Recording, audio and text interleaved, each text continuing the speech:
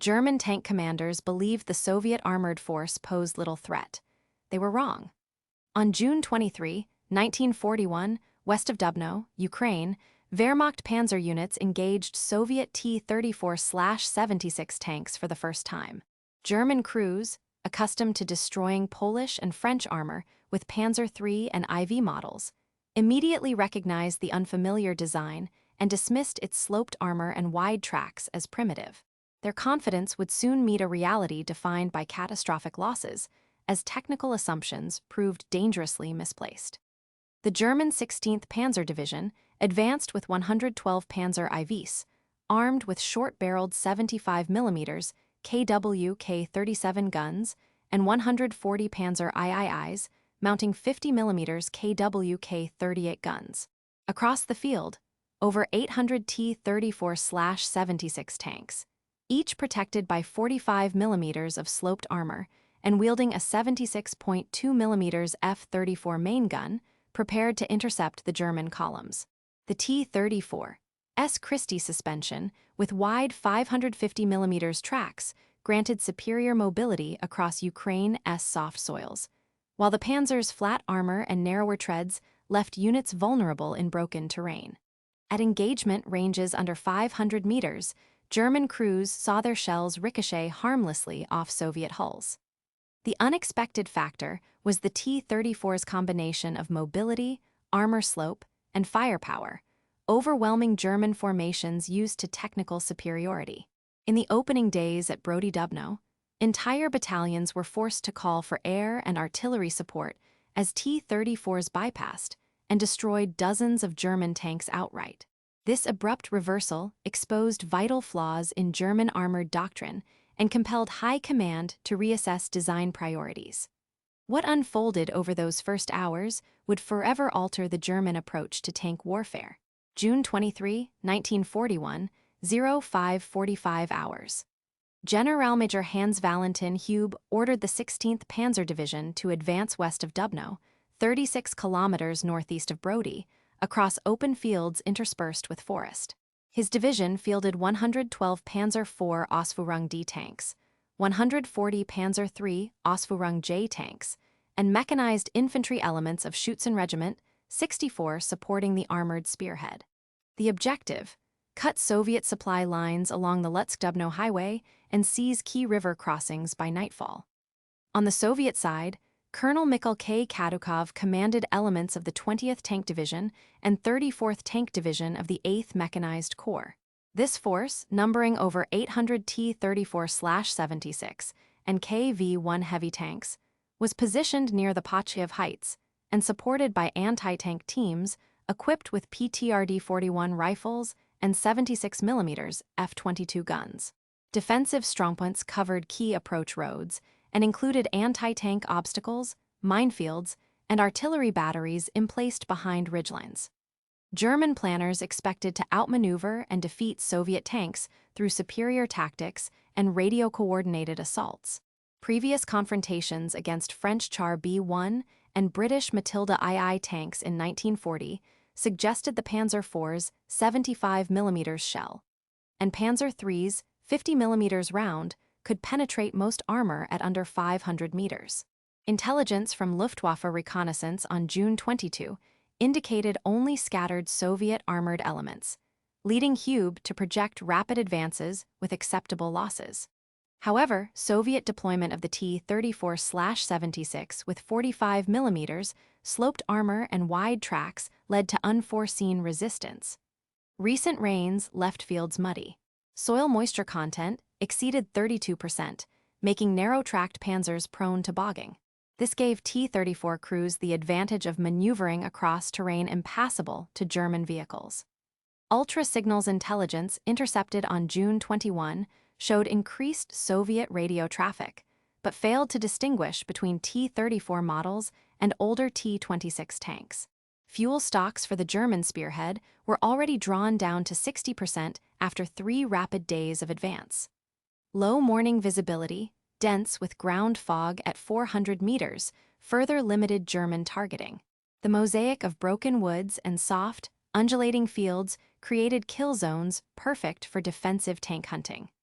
What happened in the next 4 hours would determine whether the German armored thrust could achieve its operational goal or be blunted by Soviet resistance. At 0550 hours, Schutzen Regiment 64 moved forward in half-tracks, followed by the 2nd Battalion, 16th Panzer Division, advancing in formation across open ground. Each Panzer III carried extra 50mm armor plates welded to the frontal hull. With 6-man crews operating Maybach HL 120 engines producing 250 horsepower. Meadows extended 800 meters before a line of willows. On the Soviet side, Colonel Kadukov had camouflaged 19 T-34's in hull defilade behind embankments and paired them with KV-1s mounting 76.2mm F-32 guns, capable of penetrating 58mm vertical armor at 800 meters.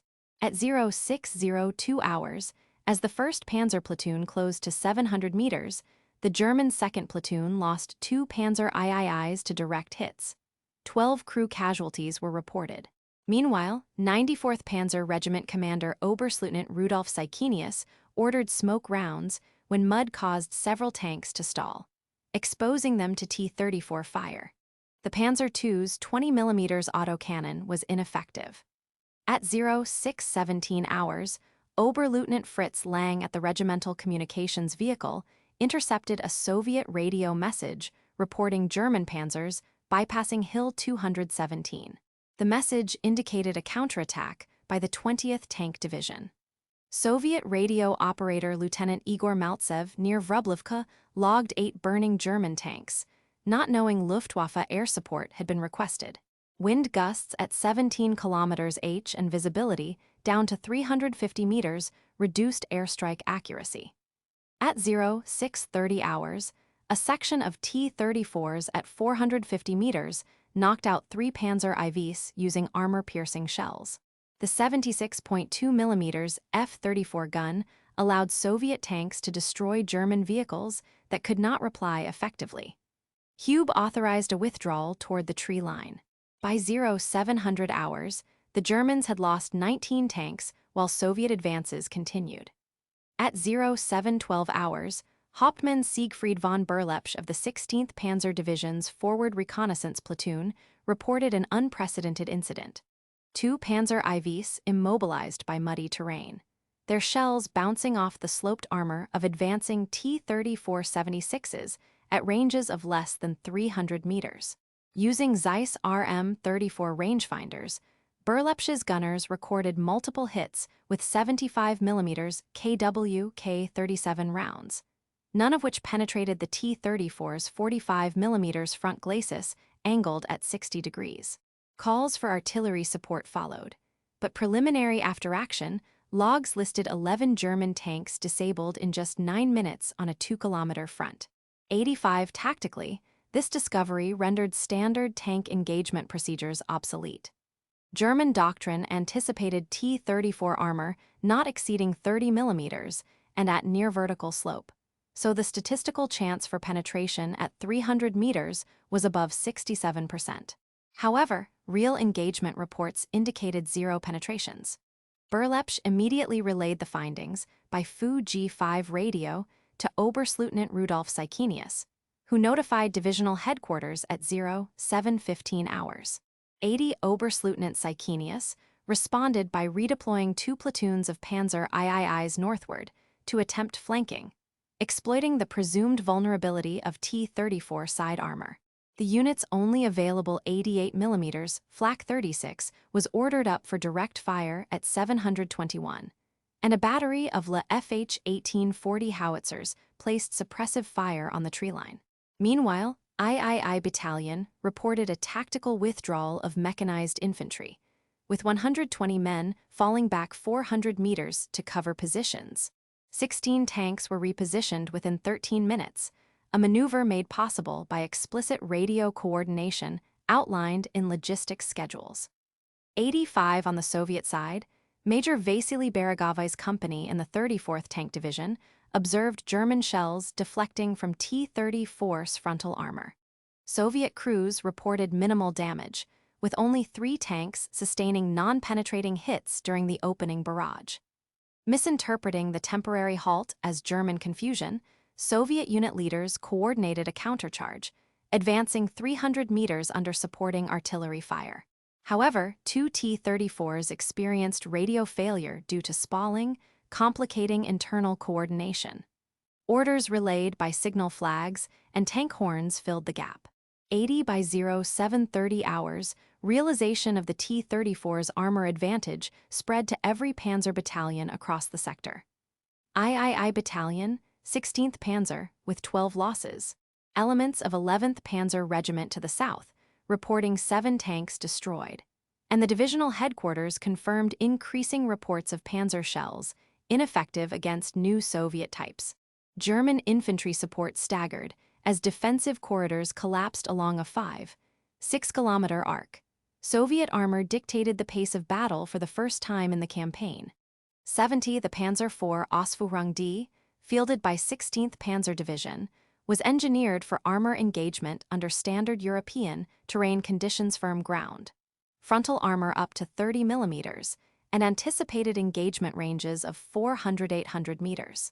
It mounted a 75 mm KWK 37 L24 gun, capable of penetrating 35 mm of vertical armor at 500 meters.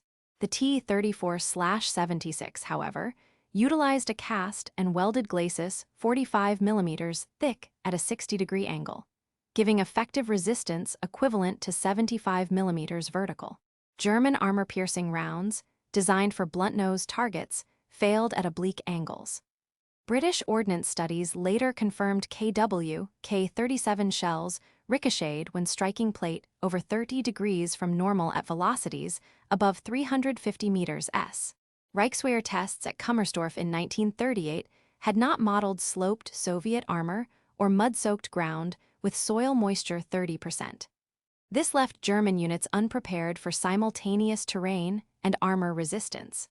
Additional technical factors included inadequate German track width for mud Panzer III, S 380 mm versus T-34, S 550 mm, low Maybach HL 120 engine torque in soft soil, and absence of on-board high-explosive rounds for rapid anti-armor response. 120 Operationally, the German choice to advance in broad daylight across open fields at 06:15 hours came from Generalmajor Hans Valentin Hube's direct orders, based on Army Group South's assumption that Soviet tank strength was dispersed. Luftwaffe reconnaissance, Doc A-213, June 22, suggested only minor resistance near Dubno. However, this analysis overlooked ultra-signals intelligence indicating new Soviet armor concentrations. Unlike at Arras in 1940, where British Matilda IIs arrived piecemeal and terrain allowed German envelopment, at Dubno, the Soviets massed over 300 T-34s in reserve behind ridgelines, a 5:1 ratio against attackers.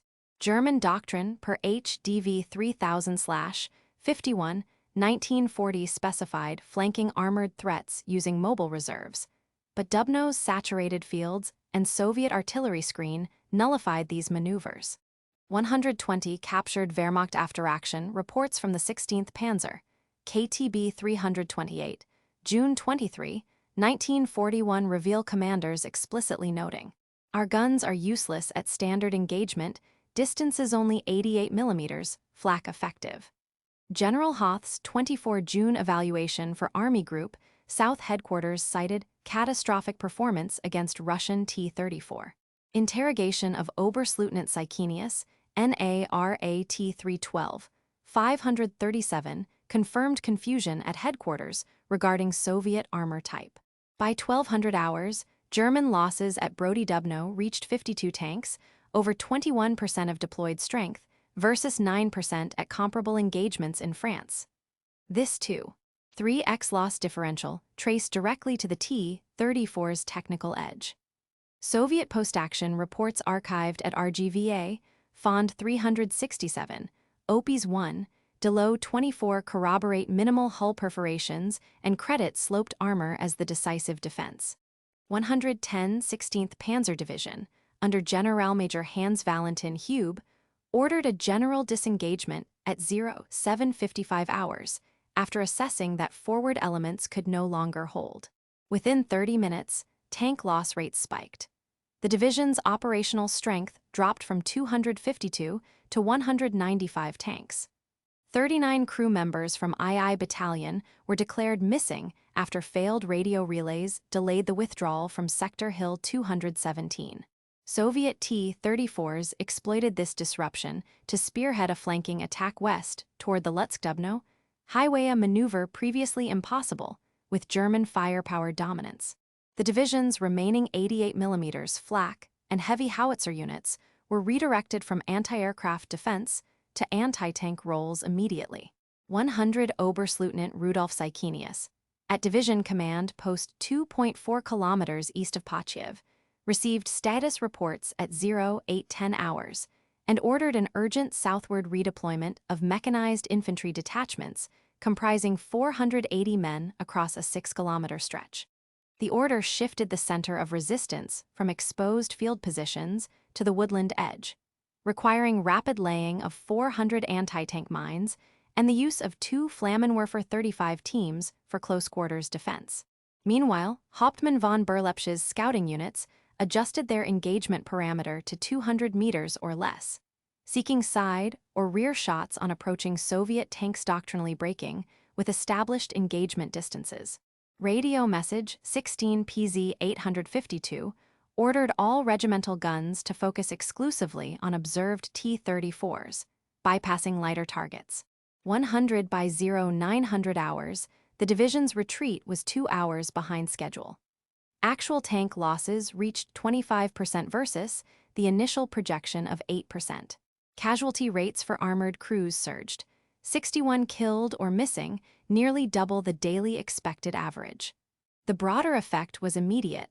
The southern prong of Operation Barbarossa's timetable slid by a full day. Soviet units reached Dubno's outskirts 18 hours ahead of German estimates. Post-war analysis attributes the German delay and increased losses almost entirely to the technical disparity discovered in these opening hours. 100 documents recovered in 1993 revealed Staff Sergeant Eugen Tuelk, 2nd Battalion, 16th Panzer Division, described the engagement on June 23. Saw 5 T-34's at 200 meters, our shots glanced off, ordered withdrawal under fire. Tuelk wrote, "Shells ricocheted, crew in panic." His diary entry for 0709 hours contradicted the after-action report stating organized withdrawal in good order. The discrepancy occurred due to wartime censorship that suppressed mention of crew panic. This detail remained unknown until the Bundesarchiv Militararchiv S diaries release in 1993. Supply records from 16th Panzer Division's logistics company, logged June 22, 1941, show critical fuel and ammunition shortfall. Expected: 17,600 liters gasoline, 900 armor-piercing shells. Actual: 10,900 liters, 61.9%, 530 AP rounds, 58.9%. Quartermaster Oberleutnant Wilk reported the shortage to division headquarters, but no immediate resupply occurred due to Luftwaffe transport diversion to Army Group Center. This logistical constraint meant Panzers could only maintain continuous fire for half the planned engagement window, limiting their ability to blunt Soviet charges. The June 24 after-action report stated 19 tanks lost and 32 wounded. However, German military medical records recovered from the Freiburg field station for June 23 documented 27 tanks destroyed and 54 wounded. The discrepancy 27 versus 19, or a 42% difference, resulted from some losses misclassified as non-combat breakdowns due to command guidance to minimize official loss figures. Historian Karl-Heinz Frieser's 2007 research using division KTBs revealed the misreporting pattern, significantly altering understanding of German casualty reporting in armored warfare. While command decisions focused on rapid advance and flanking, soldiers at Hill 203 coped with radios failing after T-34 detonations disrupted wiring. Private Helmut Schaff, 64th Schützen Regiment, crafted a makeshift semaphore by attaching white cloth to bayonets for visual signaling. This improvisation was repeated in at least 27 documented skirmishes. Post-war interviews with 41 veterans confirmed the widespread adoption.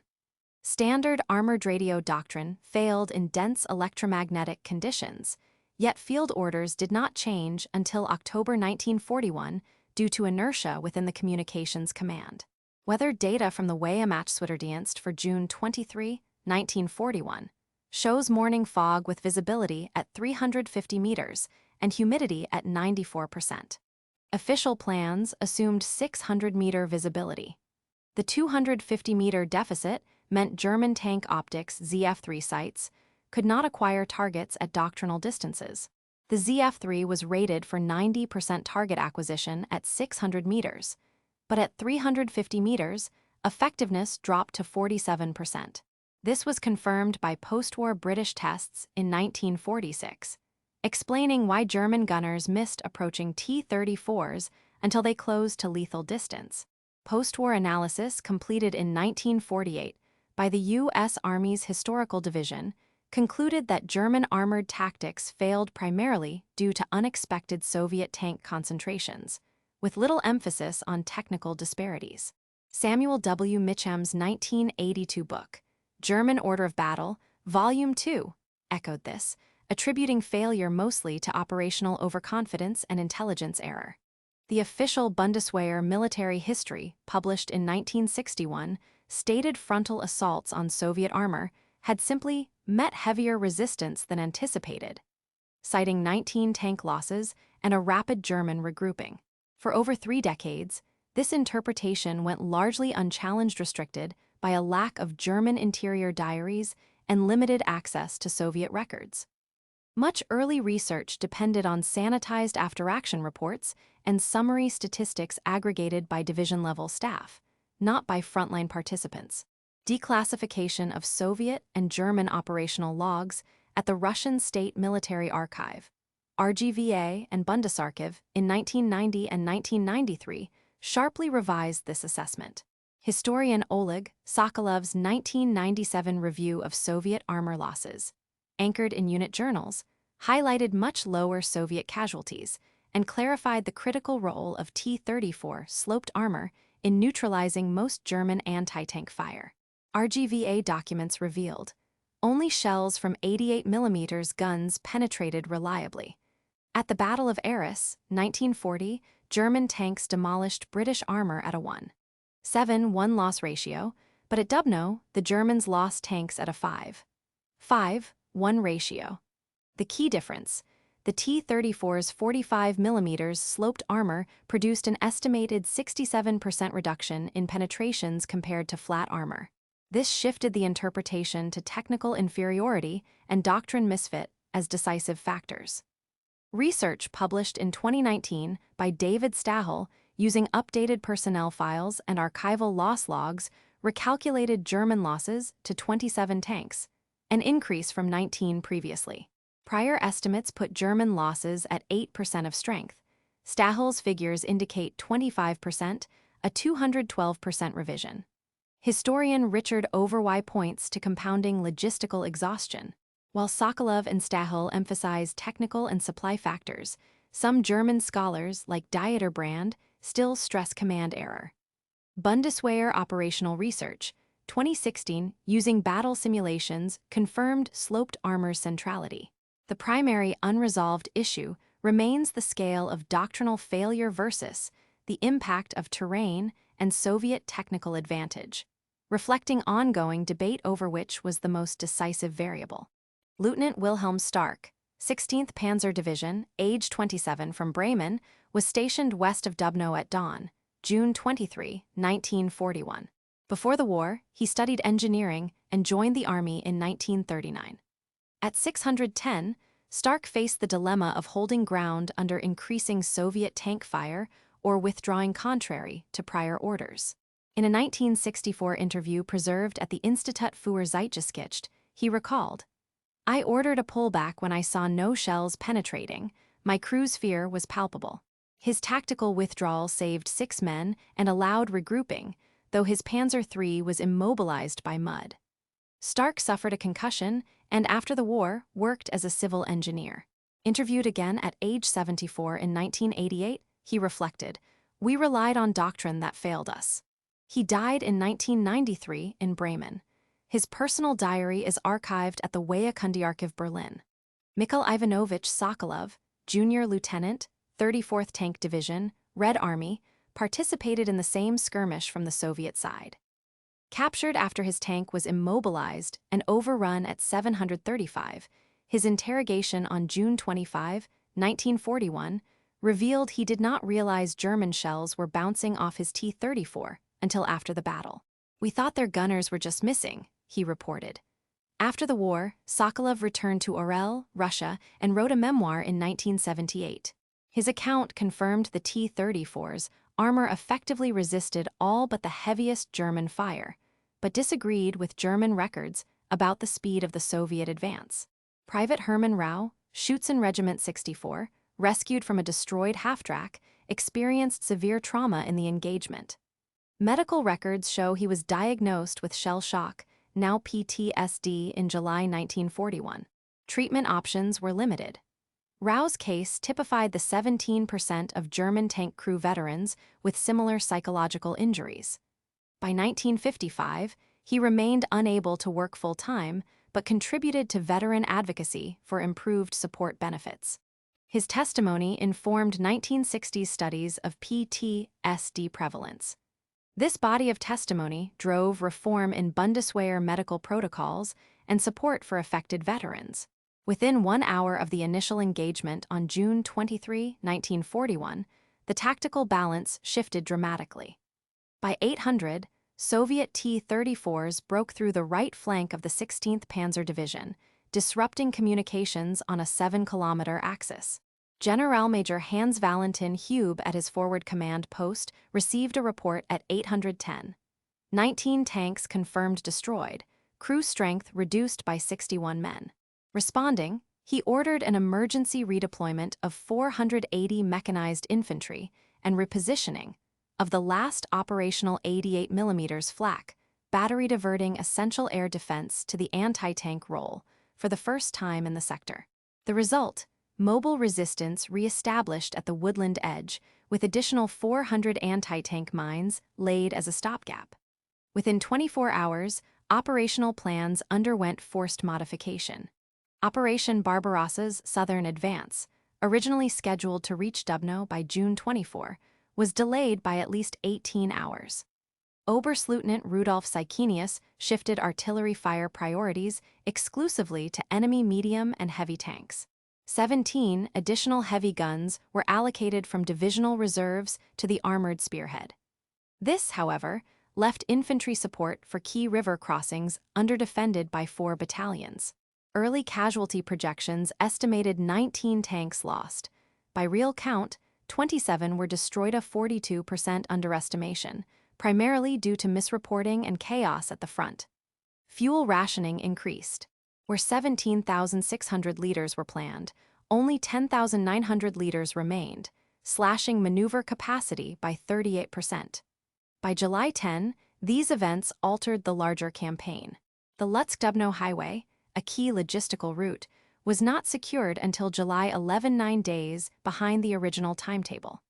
This delay prevented Army Group South from exploiting breaks in Soviet lines.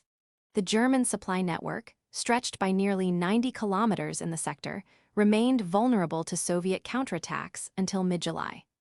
Across 4 successive operations, mobility constraints forced new tactics. Direct fire by 88mm guns and artillery suppression replaced textbook tank engagement. 3 officers, including Oberstleutnant Sykenius, received field reprimands for tactical errors.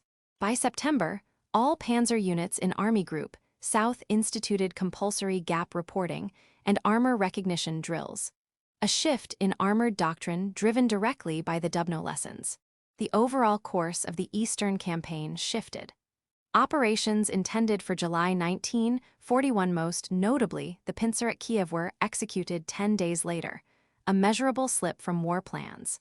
In operational terms, 2,400 square kilometers of western Ukraine remained under Soviet control into late summer, rather than falling by early July. As a direct result, 38 88mm flak guns and over 500 trucks became available for later battles, influencing the outcome at Kiev and Uman by high-confidence German accounts. On the macro scale, Army Group South encountered entrenched Soviet tank defenses far sooner than projected. These operational shifts informed strategic decisions at the highest levels of command throughout the summer and autumn of 1941. Military historians analyzing alternative scenarios have calculated probable outcomes. If the T-34's technical superiority had not been revealed during Dubno's first tank battles, the entire southern arm of Operation Barbarossa would have progressed on schedule. Allied timetable adjustments show that the breakthrough to Dubno would likely have occurred by June 24-25, approximately 8 days earlier than the actual capture on July 2. This assessment is based on fuel and ammunition requirements that would have been met by original logistics plans, absent unanticipated losses and delays.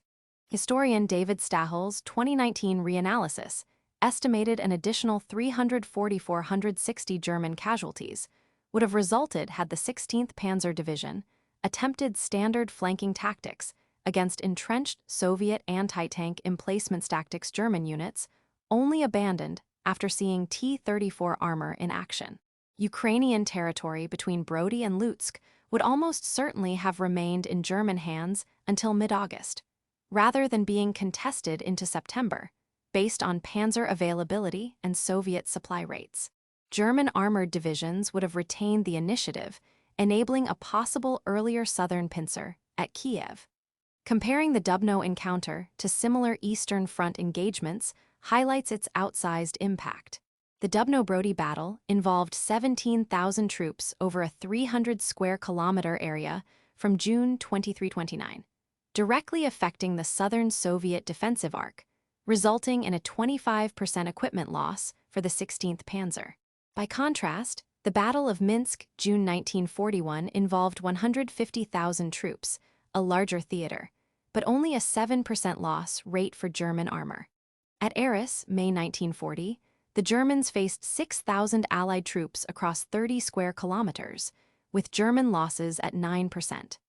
The military academy at Dresden and Sandhurst both analyzed Dubno alongside Arras and Prokhorovka to illustrate failure of doctrine against new technology. 21% of German tank losses in the Southern campaign stemmed from Dubno versus 9% at comparable battles. Stahel's 2021 analysis ranked Dubno-Brody first among 5 major technical turning points of Barbarossa, based on calculus of casualty rates, speed of advance, and logistical disruption. The academic assessment credits Dubno with catalyzing a fundamental shift. Bundeswehr operational research argues that the doctrinal break pivot to immediate anti-armor fire and decentralization stemmed directly from the T-34 encounter, supported by German after-action reports and archival Soviet logs.